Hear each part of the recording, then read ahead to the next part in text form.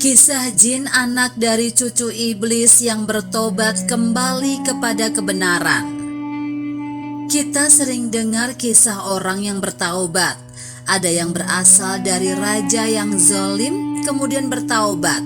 Ada juga yang berasal dari kepala perampok kemudian bertaubat. Dan akhirnya berkat amalannya diangkat menjadi waliullah.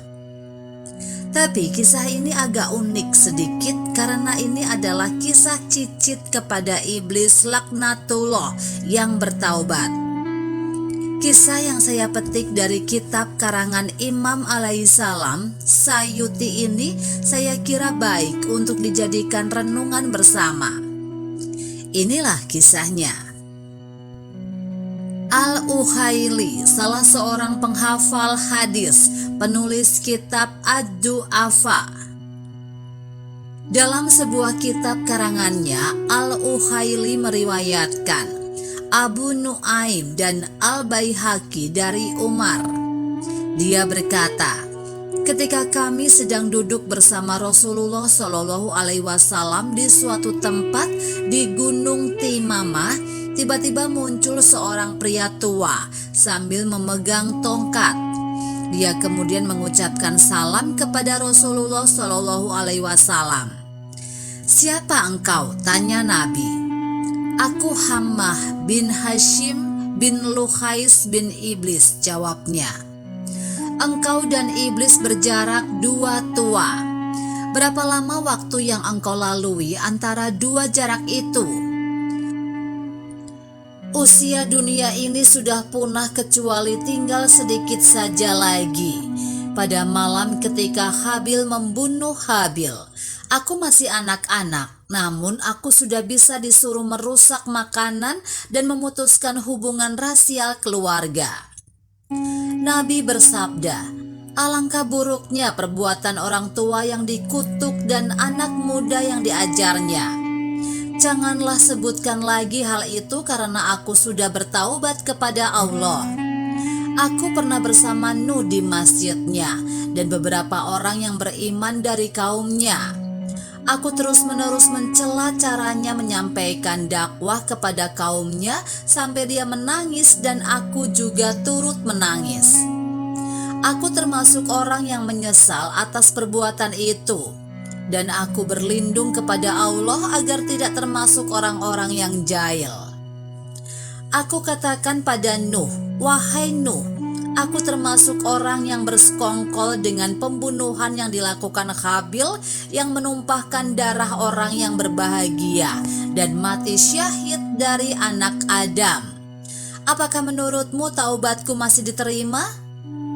Nuh menjawab, 'Wahai Hammah, berhasratlah terhadap kebaikan dan lakukanlah itu sebelum muncul penyesalan dan kerugian. Sesungguhnya aku telah membaca apa yang diturunkan Allah kepadaku, bahwa tak seorang hamba pun yang bertaubat kepada Allah, melainkan Allah akan menerima taubatnya. Karena itu ambillah wudhu dan bersujudlah 2 kali. Aku pun terus melaksanakan apa yang diperintahkan kepadaku. Ketika aku sedang sujud diserukan kepadaku, 'Angkatlah kepalamu, karena taubat bagimu sudah turun dari langit.' Maka aku pun selalu bersujud kepada Allah. Aku juga sempat bersama Nabi Hud bersama mereka yang beriman kepadanya. Aku juga mencela caranya menyampaikan dakwah sehingga dia dan aku turut menangis. Aku seringkali bertemu Nabi Yakub dan aku juga bertemu Yusuf di tempat orang-orang awam yang buta huruf. Aku bertemu Ilyas di lembah. Aku bertemu Musa bin Imran dan beliau mengajarkan Taurat kepadaku. Sambil berkata, 'Jika engkau sempat bertemu Isa putra Maryam, sampaikan salamku kepadanya.' Lalu ketika aku bertemu Isa, aku sampaikan salam Musa kepadanya. Kemudian Yesus berkata kepadaku, 'Jika engkau bertemu Muhammad, sampaikan salamku kepadanya.'